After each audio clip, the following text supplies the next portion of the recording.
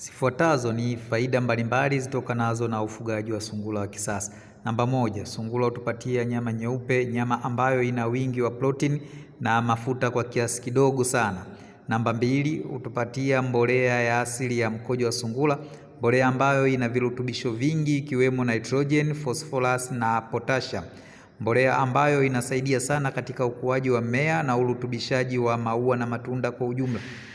Pia hutumika kama kiuatilifu, yaani kiua wadudu katika mimea.